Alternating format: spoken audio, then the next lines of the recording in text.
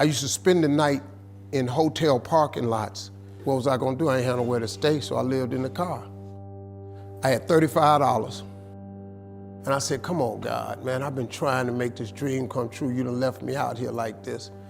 And I was crying so hard that he just said, I didn't like hear a voice or nothing, but he spoke to me in Harvey. He said, if you get up, I'm gonna take you places you ain't never been. Now I was finna quit. So I said, skip it. I'm gonna quit anyway. So I got in my car, I went to a payphone, and I was gonna call my dad. You remember back in the day where you could punch in a code and call your answering machine and get your messages? So I called and I punched in the code and it said, doop. He said, hey Steve, this is Chuck Sutton with Showtime at the Apollo. We saw a tape of you. You're very funny. If you could get here Sunday night, we'd love to put you on television. Call me back, let me know if you can make it. So I hung the phone up, I'm crushed. Cause my whole dream of being on TV, and I couldn't get to New York. I got $35. How I'm gonna get to New York? I can't make it. So I'm standing there at the phone booth and tears just coming down my face. I said, God, so that must be a sign for me to go home. Cause this it, I ain't even got the money to go to the Apollo. My whole thing, I wanted to be on TV, I couldn't even make the dream come true. This is the most messed up moment. And so I said, man, let me call this dude back and see if he said this Sunday. Cause maybe he said next Sunday and I can hustle up a little bit of money or something. I don't know what I'm gonna do, but let me just call him back. So I called him back. Steve, this is Chuck Sutton, Showtime at the Apollo. We saw a tape of yours. You're very, very funny. Look, we have an opening Sunday night at Showtime at the Apollo. If you can make it, we'd love to put you on TV. I said, it's this Sunday. Before I hit the button, I heard, doop, you have another message.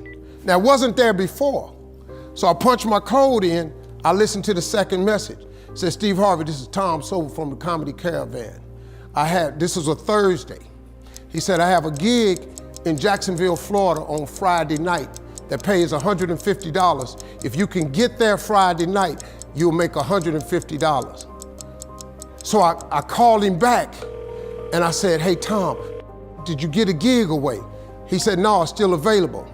He said, can you get there? I said, I'm in Pensacola, Florida. I'm 3.5 hours away. So I drive to Jacksonville, Florida, and that night I made the 150. The club owner said, man, you funnier than the guy we hired. If you stay tomorrow night, I'm gonna give you another $150. So now I got $300 now. So I get on the phone, I call Chuck Sutton. I say, hey man, is the gig still available at Showtime at the Apollo? He said, yeah, we got one opening left. I said, I'll be there. So I called Eastern Airlines, who used to be open back then. They had a special for $99 going from Jacksonville, Florida to New York round trip. So I parked my car at the airport. I got it.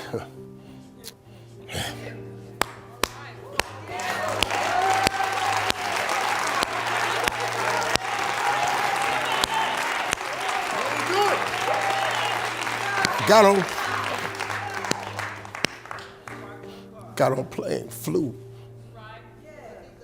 Everything I had was in 2 bags. Got to the Apollo. I said, hey man, I'm here. I got there at 11 o'clock in the morning. He said, you can't stay here because you don't come on to the late show tonight. I said, man, I ain't got nowhere to go.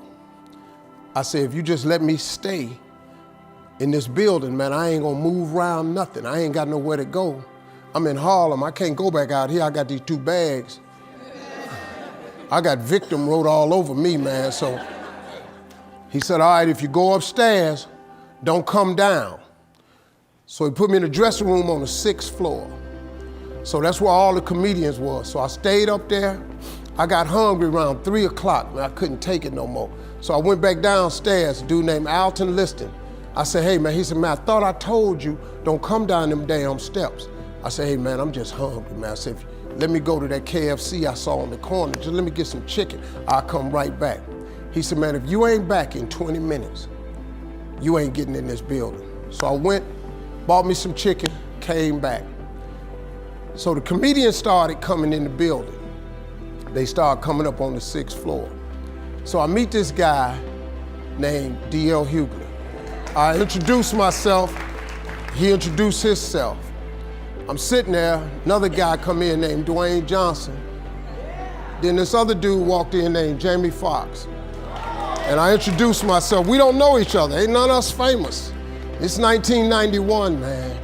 They gave everybody the lineup. I was on the last show of the night. I don't go on to 11 at night. I done had this 4 pieces of chicken.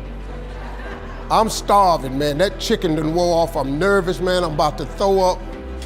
D.L. Hughley went downstairs. D.L. Hughley got booed off. Dwayne Johnson got booed off. Jamie Foxx went down there and got booed. They booed Jamie, then Jamie started singing. And then they started clapping. And Jamie had their ass, then he went back to them jokes, and they got his ass. So I'm walking down the steps and I see Jamie sitting on the steps. I said, hey man, hang in there. He said, man, that ain't never happened to me before, man. This is crazy. This Jamie Foxx, man, one of the most talented people in all of comedy. And now, you don't even know how nervous I am, man. I can't even, my breathing is shot because these dudes been booed. So I walk out, I had wrote this joke. Mike Tyson had got in a fight in Harlem with this heavyweight named Mitch Green. Mike Tyson had hit the dude in the eye in the store. Now he was on the news, his eye was swollen. So the joke I wrote was, they was interviewing Mitch Green and he was telling everybody what happened, but his eye took over the interview. And I wrote this joke that his eye started talking and was just, I tell you what happened.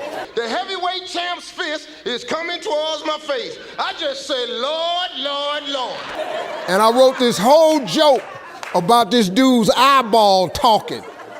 And when the punch came, and all this here, the Apollo, man, they went crazy. They lost their mind. I got a standing ovation, man.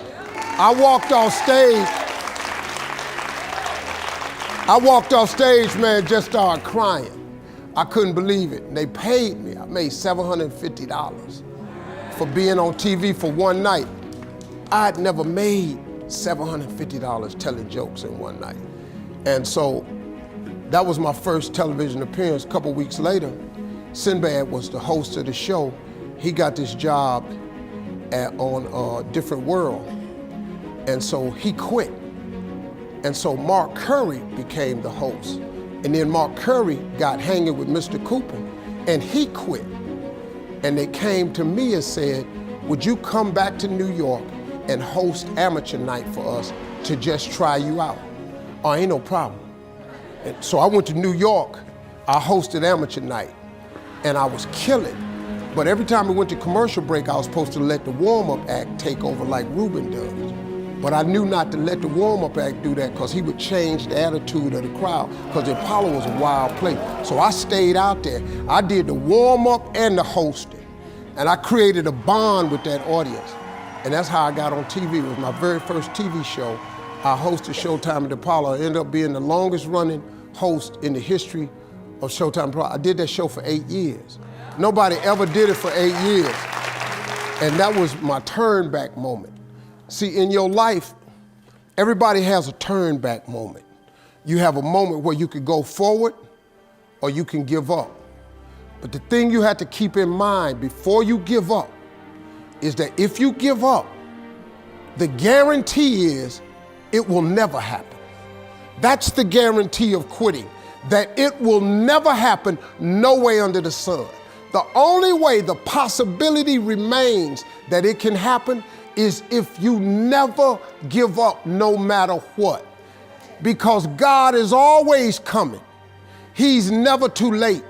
At your worst moment, look man, when they told me I had to be in New York, I saw no way I could get there. But that God though, he make the phone ring. I end up in Florida, I make $300. Then I go to New York, I make $750. Almost got $1,000. out of nowhere. That's what happened to me. That was my moment of never giving up. That's when I first learned that faith was everything, that you have to remain faithful.